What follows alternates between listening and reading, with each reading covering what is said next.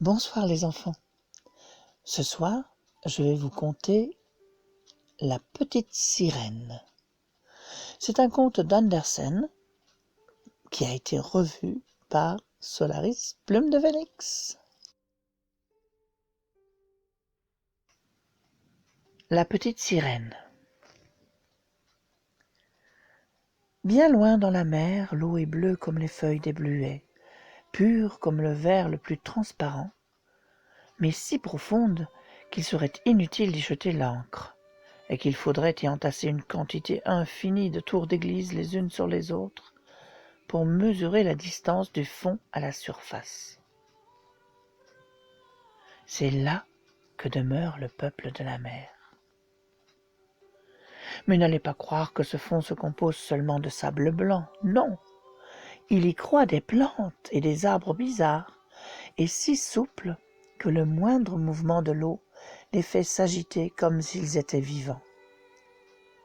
Tous les poissons, grands et petits, vont et viennent entre les branches comme les oiseaux dans l'air. À l'endroit le plus profond se trouve le château du roi de la mer, dont les murs sont de corail, les fenêtres de belle ambre jaune, et le toit de coquillages qui s'ouvrent et se ferment pour recevoir l'eau ou pour la rejeter. Chacun de ces coquillages renferme des perles brillantes, dont la moindre ferait honneur à la couronne d'une reine. Depuis plusieurs années, le roi de la mer était veuf, et sa vieille mère dirigeait sa maison. C'était une femme spirituelle, mais si fière de son rang qu'elle portait 12 huîtres à sa queue, tandis que les autres grands personnages n'en portaient que 6. Elle méritait des éloges pour les soins qu'elle prodiguait à ses 6 petites filles, toutes princesses charmantes. Cependant, la plus jeune était plus belle encore que les autres.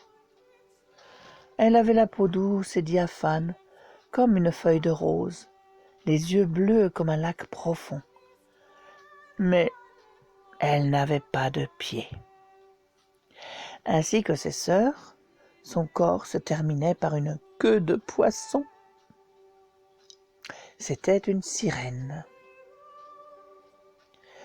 Toute la journée, les enfants jouaient dans les grandes salles du château, où des fleurs vivantes poussaient sur les murs. Lorsqu'on ouvrait les fenêtres d'ambre jaune, les poissons y entraient comme chez nous les hirondelles, et ils mangeaient dans la main des petites sirènes qui les caressaient. Devant le château était un grand jardin, avec des arbres d'un bleu sombre ou d'un rouge de feu. Les fruits brillaient comme de l'or, et les fleurs, agitant sans cesse leurs tiges et leurs feuilles, ressemblaient à de petites flammes.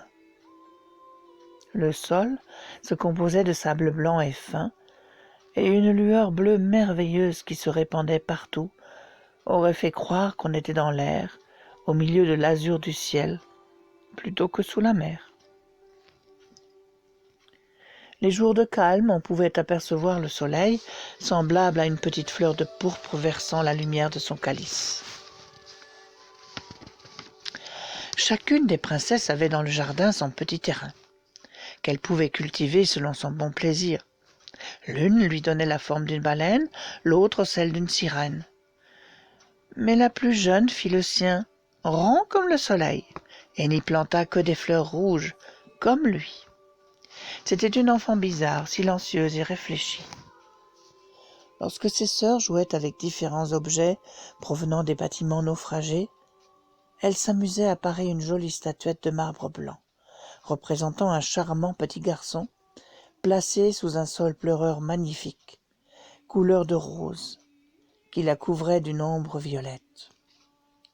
Son plus grand plaisir consistait à écouter des récits sur le monde où vivent les hommes. Toujours elle priait sa vieille grand-mère de lui parler des vaisseaux, des villes, des hommes et des animaux. Elle s'étonnait surtout que sur la terre, les fleurs exhalassent un parfum qu'elles n'ont pas sous les eaux de la mer, et que les forêts y fussent vertes. Elle ne pouvait pas s'imaginer comment les poissons chantaient et sautillaient sur les arbres, La grand-mère appelait les petits oiseaux des poissons, sans quoi elle ne se serait pas fait comprendre. Lorsque vous aurez 15 ans, dit la grand-mère, je vous donnerai la permission de monter à la surface de la mer et de vous asseoir au clair de la lune sur des rochers pour voir passer les grands vaisseaux et faire connaissance avec les forêts et les villes. L'année suivante, l'aînée des sœurs allait atteindre sa 15e année. Et comme il n'y avait qu'une année de différence entre chaque sœur, la plus jeune devait encore attendre 5 ans pour sortir du fond de la mer. Mais l'une promettait toujours à l'autre de lui faire le récit des merveilles qu'elle aurait vues à sa première sortie, car leur grand-mère ne parlait jamais assez, et il y avait tant de choses qu'elle brûlait de savoir.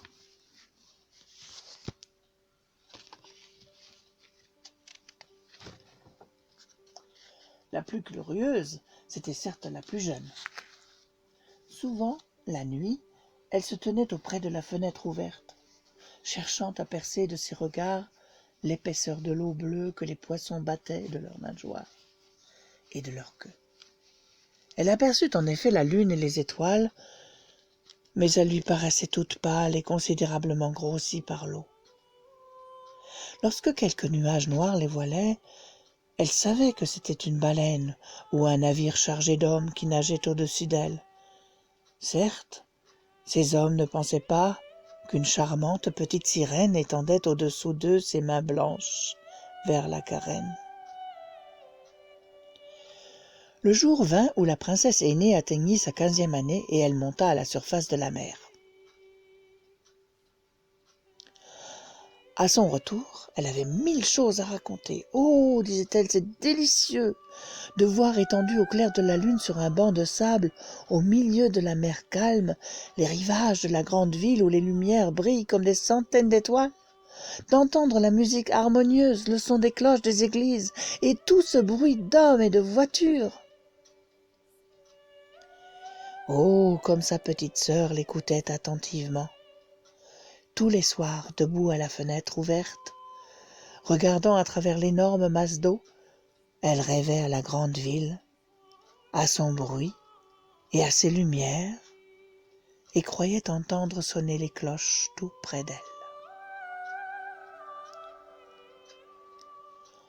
L'année suivante, la seconde des sœurs reçut la permission de monter. Elle sortit sa tête de l'eau au moment où le soleil touchait à l'horizon, et la magnificence de ce spectacle la ravit au dernier point. Tout le ciel, disait-elle à son retour, ressemblait à de l'or, et la beauté des nuages était au-dessus de tout ce qu'on peut imaginer. Ils passaient devant moi rouges et violets, et au milieu d'eux volait vers le soleil, comme un long voile blanc, une bande de cygnes sauvages. Moi aussi j'ai voulu nager vers le grand astre rouge, mais tout à coup il a disparu, et la lueur rose qui teignait la surface de la mer, ainsi que les nuages, s'évanouit bientôt.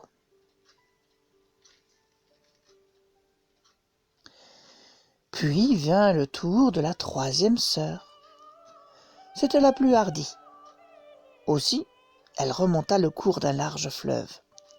Elle vit d'admirables collines plantées de vignes, de châteaux et de fermes situées au milieu de forêts superbes. Elle entendit le chant des oiseaux et la chaleur du soleil la força à se plonger plusieurs fois dans l'eau pour rafraîchir sa figure. Dans une baie, elle rencontra une foule de petits êtres humains qui jouaient en se baignant. Elle voulut jouer avec eux, mais ils se sauvèrent, tout effrayés, et un animal noir, c'était un chien, se mit à aboyer si terriblement qu'elle fut prise de peur et regagna promptement la pleine mer. Mais jamais elle ne put oublier les superbes forêts, les collines vertes et les gentils enfants qui savaient nager, quoiqu'ils n'eussent point de queue de poisson, eux. La quatrième sœur, qui était moins hardie, aima mieux rester au milieu de la mer sauvage, où la vue s'étendait à plusieurs lieues et où le ciel s'arrondissait au-dessus de l'eau comme une grande cloche de verre. Elle apercevait de loin les navires, pas plus grands que des mouettes. Les dauphins joyeux faisaient des culbutes et les baleines colossales lançaient des jets d'eau de leurs marines. Le tour de la 5e arriva. Son jour tomba précisément en hiver. Aussi vit-elle ce que les autres n'avaient pas encore pu voir. La mer avait une teinte verdâtre, et partout nageaient avec des formes bizarres et brillantes comme des diamants, des montagnes de glace. Chacune d'elles, disait la voyageuse, ressemble à une perle plus grosse que les tours d'église que bâtissent les hommes. Elle s'était assise sur une des plus grandes, et tous les navigateurs se sauvaient de cet endroit où elle abandonnait sa longue chevelure au gré des vents. Le soir, un orage couvrit le ciel de nuées. Les éclairs brillèrent, le tonnerre gronda, tandis que la mer, noire et agitée, élevant les grands monceaux de glace, les faisait briller de l'éclat rouge des éclairs. Toutes les voiles furent serrées. La terreur se répandit partout, mais elle, tranquillement assise sur sa montagne de glace, vit la foudre tomber en zigzag sur l'eau luisante.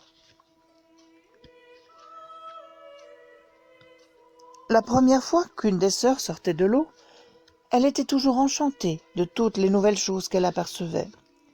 Mais une fois grandie, lorsqu'elle pouvait monter à loisir, le charme disparaissait, et elle disait au bout d'un mois qu'en bas tout était bien plus gentil, et que rien ne valait son chez-soi. Souvent le soir, les 5 sœurs, se tenant par le bras, montaient ainsi à la surface de l'eau. Elles avaient des voix enchanteresses comme nulle créature humaine, et si par hasard quelque orage leur faisait croire qu'un navire allait sombrer, elles nageaient devant lui et entonnaient des chants magnifiques sur la beauté du fond de la mer, invitant les marins à leur rendre visite. Mais ceux-ci ne pouvaient comprendre les paroles des sirènes, et ils ne virent jamais les magnificences qu'elles célébraient, car aussitôt le navire englouti, les hommes se noyaient, et leurs cadavres seuls arrivaient au château du roi de la mer.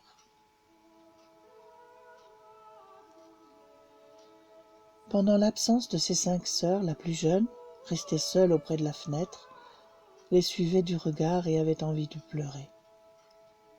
Mais une sirène n'a point de larmes, et son cœur en souffre davantage. « Oh, si j'avais 15 ans, disait-elle, je sens déjà combien j'aimerais le monde d'en haut et les hommes qui l'habitent. » Le jour vint où elle eut 15 ans. « Tu vas partir, lui dit sa grand-mère, la vieille reine douairière. Viens, que je fasse ta toilette comme à tes sœurs. » Et elle posa sur ses cheveux une couronne de lys blanc dont chaque feuille était la moitié d'une perle. Puis elle fit attacher à la queue de la princesse 8 grandes huîtres pour désigner son rang élevé. « Comme elles me font mal, dit la petite sirène. « Si l'on veut être bien habillé, il faut s'ouvrir un peu, répliqua la vieille reine. Cependant, la jeune fille aurait volontiers rejeté tout ce luxe et la lourde couronne qui pesait sur sa tête. Les fleurs rouges de son jardin lui allaient beaucoup mieux. Mais elle n'osa pas faire d'observation. « Adieu, dit-elle, et légère comme une bulle de savon, elle traversa l'eau. Lorsque sa tête apparut à la surface de la mer, le soleil venait de se coucher. Mais les nuages brillaient encore comme des roses et de l'or, et l'étoile du soir étincelait au milieu du ciel. L'air était doux et frais, la mer paisible.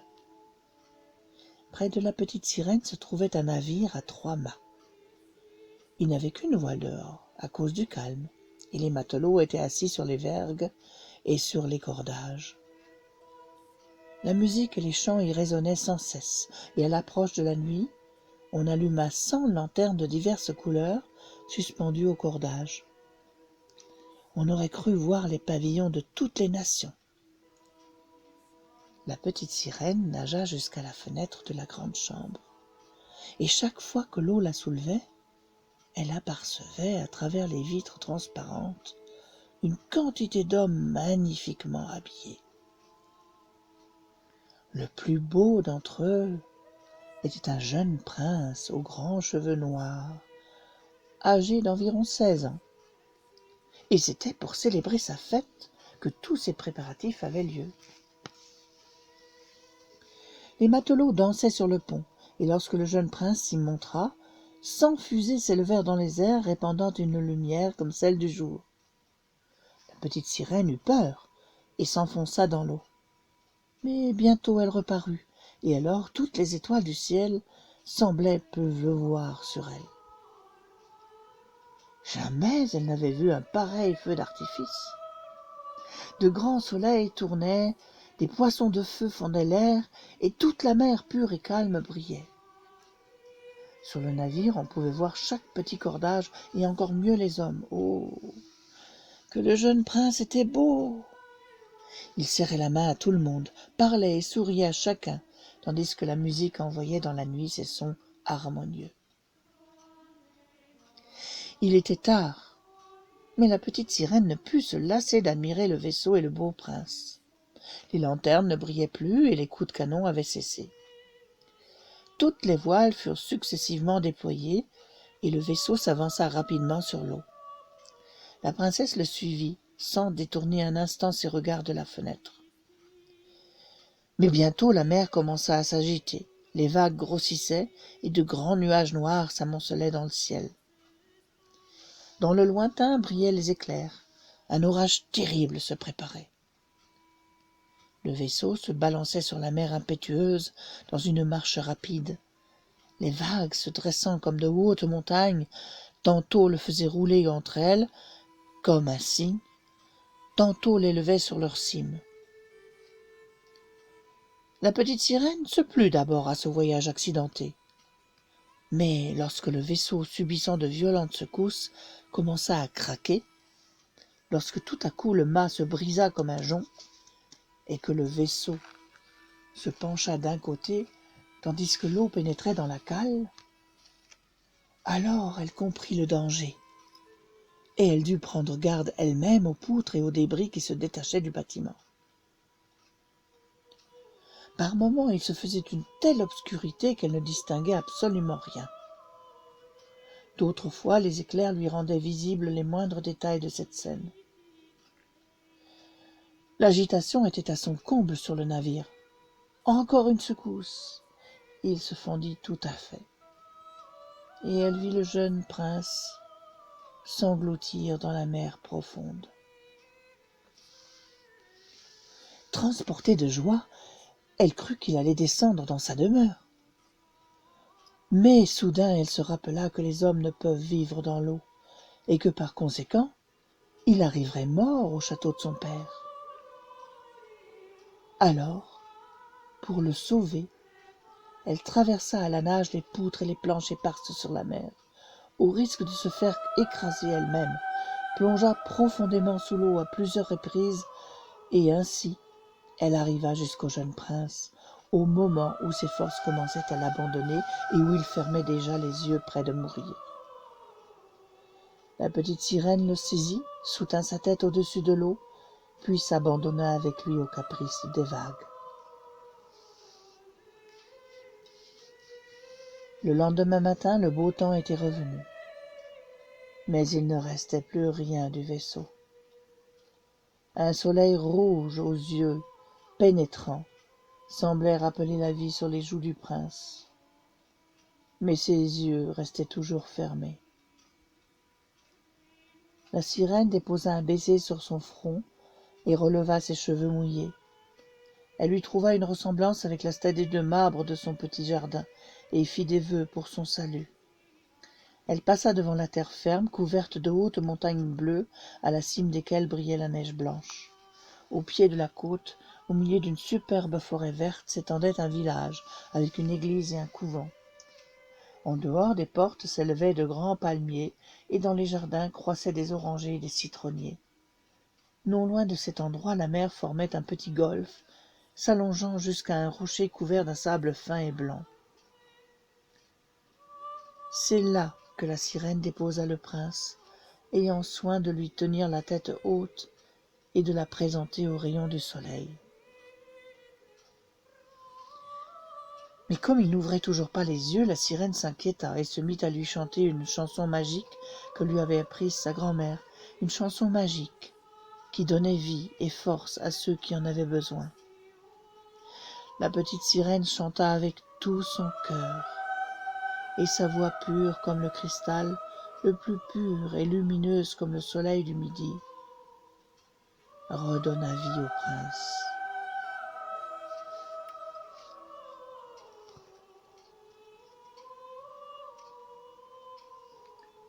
Il toussa et cracha de l'eau. La sirène sut alors qu'il était sauvé pour de bon, et au même moment, les cloches de l'église commencèrent à sonner, et une quantité de religieuses apparurent dans un des jardins. La petite sirène s'éloigna en nageant et se cacha derrière quelques grosses pierres pour observer ce qui arriverait au prince.